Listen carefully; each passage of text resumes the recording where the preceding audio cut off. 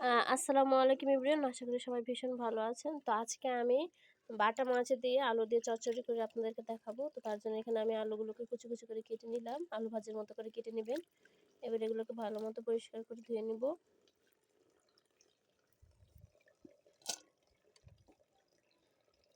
তো বাটা মাছ দিয়ে কিন্তু চচ্চড়ি খেতে অনেক মজা লাগে, আপনারা বাসায় একবার হলো ট্রাই করে দেখবেন। তো আমার কিন্তু এখানে আলু ধোয়া কমপ্লিট।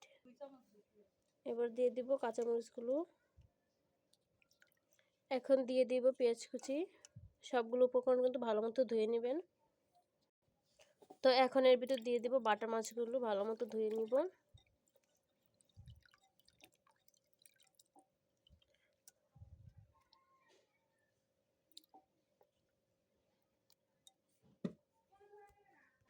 এরপর এর ভিতর দিয়ে দেবো 1 চামচের মতো হলুদের গুঁড়া,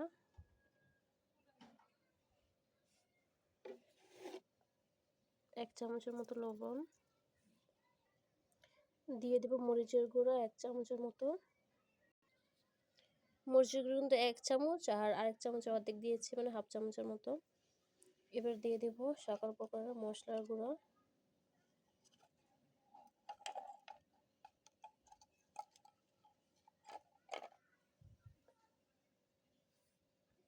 এবার সবগুলোকে একসাথে ভালো মতো মাখিয়ে নিব।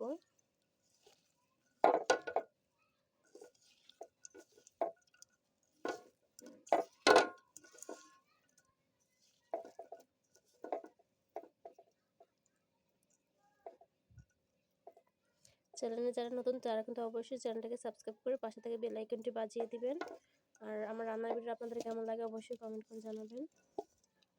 ঘরোয়া রেসিপিগুলো চেষ্টা করি আপনাদের মাঝে নিত্য নতুন রেসিপি দেওয়ার।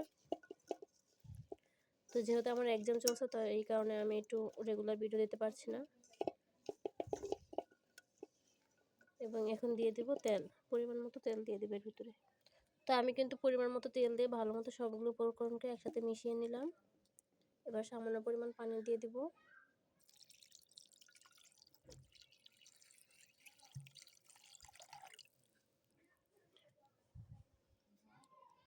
তো আমি কিন্তু এখন চুলাতে বসিয়ে দিলাম, গ্যাসটা অন করে দিয়ে ঢাকনাতে ঢেকে রেখে দেব 30 মিনিটের মতো।